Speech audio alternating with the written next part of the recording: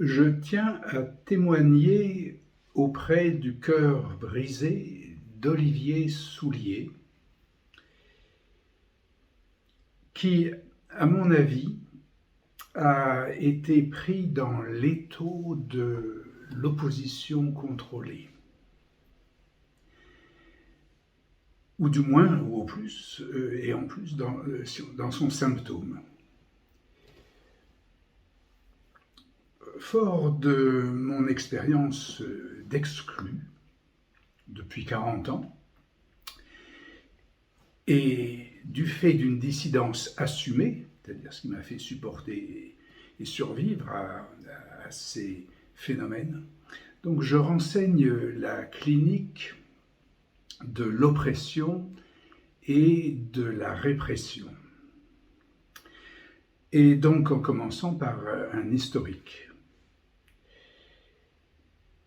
C'est l'historique de la dissidence qui a été définie, distinguée ou déchiffrée, particulièrement donc à la fin du XXe siècle, par ce qu'on appelle l'antipsychiatrie, qui n'était pas une opposition à la psychiatrie, mais comme une thèse et une synthèse. Enfin, pardon, une thèse et une antithèse font une synthèse. La psychiatrie et l'antipsychiatrie faisaient finalement la dissidence. Et donc, c'était entre les années 70 et 80 que un mouvement qui a échoué, avec aussi également le moteur le plus incisif de cette dissidence, qui était la psychanalyse, à l'intérieur, si on peut dire, ou entre ces psychiatries et antipsychiatrie. Et elle, la psychanalyse, encore une fois, pardon, du lapsus, mais la psychanalyse, elle, n'a pas échoué, mais a continué, si on peut dire, par les dessous. La psychiatrie, elle, puisque j'en faisais un lapsus, elle n'a pas échoué non plus, puisqu'elle a brillé dans un comportementalisme effréné, oppresseur et refoulant. Enfin, cette psychanalyse qui a continué, qui peut se ranimer et donc ramener la dissidence à un point actif, cette psychanalyse permet d'observer les phénomènes d'oppression et de répression comme des cas cliniques, ou d'en faire, ou d'en déchiffrer la clinique, c'est-à-dire les signes. Les signes sont les choses les plus marquantes. Alors, j'en ai ma dose, ou ma catégorie, enfin, dans mon catalogue, j'ai par exemple ici, en psychiatrie, au moment, il y a assez récemment, mais enfin avant c'était une crise, mais au moment où je proposais une technologie, enfin une assistance à l'initiation des adolescents ou de l'adolescence à la démocratie, j'ai été complètement banni des centres administratifs, de la santé et de la psychiatrie de la préfecture où je travaille, au point qu'il était interdit à ses employés de venir à mon cabinet ou de me fréquenter sous la menace d'être mis à pied, licencié. Chose invraisemblable, mais réelle et authentifiée, attestée. Donc, exclu, voilà un exemple. Un autre exemple, du côté de la psychanalyse, telle chose à la mode ou mouvement une espèce de ressource qui essaie de se chercher dans ce qui s'appelle la fondation de la psychanalyse, on trouve ça sur Facebook, qui contactait, comme d'autres psychanalystes de Tunisie ou autres, enfin tout ça sont dans des archives, c'est documenté puisque c'est de la clinique, c'est un travail, d'un examen clinique. Mais donc, du fait que j'ai travaillé sur la scène primitive de notre civilisation occidentale, qui est bien interrogée actuellement, et de ce fait-là, j'ai été aussi mais complètement censuré euh, parce que ça pouvait déranger. Mais authentiquement, c'était les mots employés, ça peut déranger, ça peut. Enfin, c'est pas le moment de parler de ça, c'est-à-dire des origines du monothéisme et des religions, alors que c'est l'essentiel de la psychanalyse. Hein. Et puis, il y a même avant d'autres exemples, et surtout, donc, c'est une dissidence qui a commencé dès 85, hein, au sujet et qui visait la gestion de la famille. Et vous savez où en est la famille actuellement, et c'était à la suite d'un mécanisme bien appliqué sur la question du nom du père, du patronyme, hein,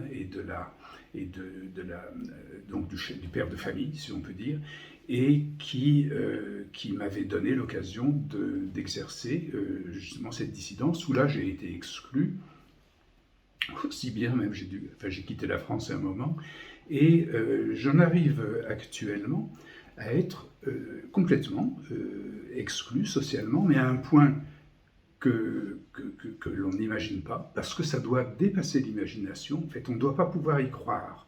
C'est essentiel dans dans cette structure qui fait celle de l'abjection. Ça, c'est ou tenir la place de l'abjet. C'est lacanien, ce jeu de mots, c'est pas abject ni objet, c'est abjet. Et c'est par ce point que la psychanalyse peut opérer. Et c'est donc ce que j'assume et ce à quoi donc je vis, mais dans une exclusion sociale quasiment totale de tous les champs sociaux. Hein. Alors, tout cela, puisque c'est un travail, ça procède et on comprendra pour le fait de cette exclusion. C'est parce que nous sommes à un point où la psychanalyse doit reconnaître, doit identifier, doit énoncer, décrire, dans le développement de la société, une des phases de développement sociologique qui était décrite, par exemple, dans la psychohistoire comme des symboliques, typiques, conventionnelles. Mais la psychanalyse est plus précise en parlant de phase orale, de phase anale, et d'une phase où on n'est pas encore dans la société parce qu'elle est actuellement arrêtée dans une phase anale. Et évidemment, parler de ça, c'est comme si on parlait de sexualité vraiment, parce que cette phase anale, c'est une sexualité infantile qui s'en caractérise. On voit d'ailleurs à quel point ce qu'on appelle les contenus adultes sont complètement infantiles, et c'est pourtant ce que les médias, voire les moralistes, apportent de nom à une prétendue sexualité qui est complètement immature. C'est-à-dire qu'il y a effectivement, nous ne sommes pas arrivés au stade de la génitalité.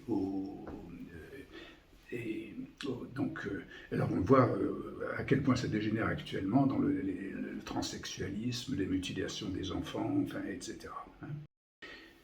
Alors, pour bien souligner les choses, il faut qu'on donne un nom à ce diagnostic, faire un diagnostic qui est faisable, et je le développe, c'est-à-dire qu'il est important. Nous avons des gens comme Stigler et d'autres, je le vois, le psychiatre Christophe André par exemple, on parle de la bêtise, mais Christophe André, Stigler c'était de la bêtise, Christophe André ose parler, mais ça s'évoque comme ça de la connerie, mais c'est le moment d'en désigner réellement de désigner la chose réellement comme une pathologie, comme les forces à la Renaissance, c'était des forces découvertes de gravité, par exemple. Eh bien, la connerie, c'est une pathologie qui s'ajoute à la démence de notre civilisation au point en risque ou en menace d'extinction et sur le chemin d'une extinction, démence, ou bien la psychose mélancolique, ou troisièmement, c'est cette connerie dont il faut parler et qui est évidemment, qui entraîne un refus absolu de l'entendre, comme ça se passe généralement dans les pathologies psychiatriques, où on n'est pas malade, sauf pour les névroses qui au contraire en rajoutent, si on peut dire.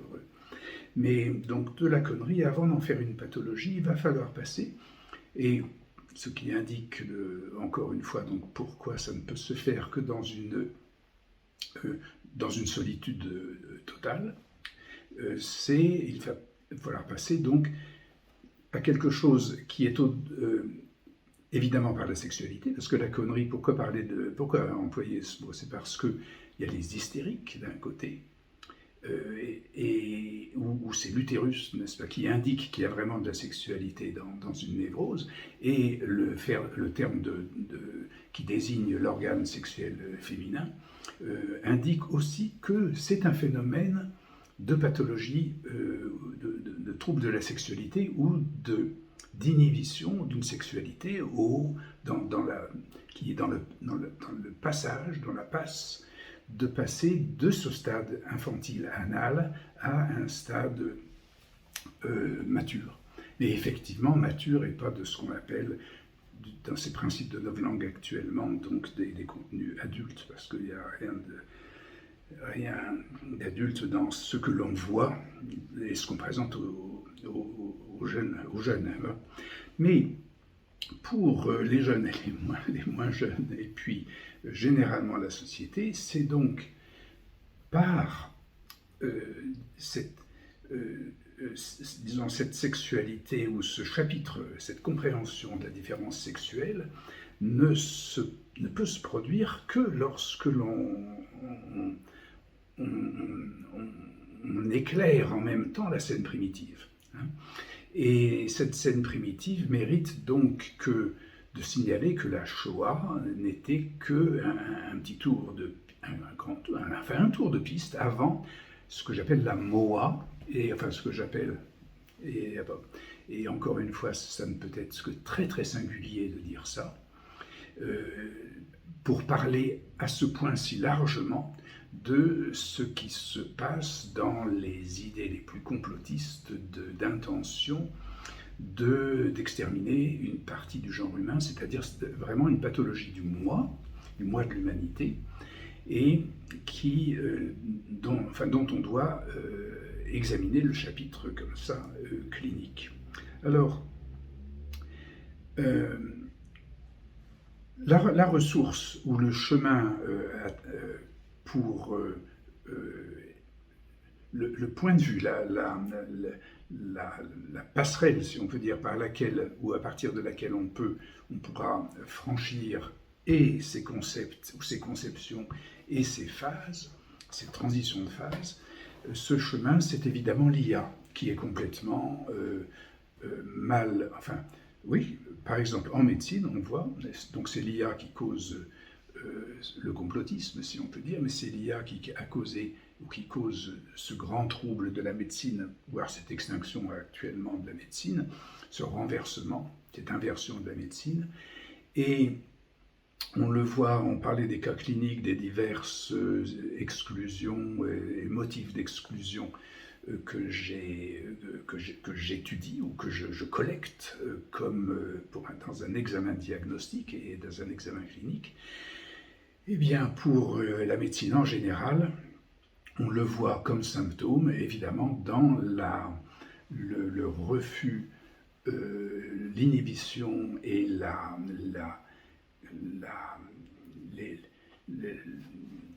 l'empêchement, mais la méconception de la télémédecine qui fait que, et finalement, c'est encore un terme de mon exclusion, puisque c'est principalement, ça fait des années que j'étudie, que dernièrement j'ai beaucoup écrit dessus et beaucoup décrit de choses, après toutes ces réflexions de plusieurs années. Et donc, c'est effectivement que la télémédecine soit quasiment interdite, elle est complètement empêchée dans des alambics de conneries. Et donc, ça conclut ou ça couronne donc mon exclusion donc de social, voire de tout niveau, hein, se trouve évidemment une exclusion professionnelle. Mais avec toujours, précisément, du fait de pouvoir d'y survivre, et nous revenons à ces répressions et à ces oppressions, le fait d'y survivre me permet aussi, dans les cas qu'ils peuvent y atteindre, hein, de procurer évidemment un soin d'une qualité forcément majeure.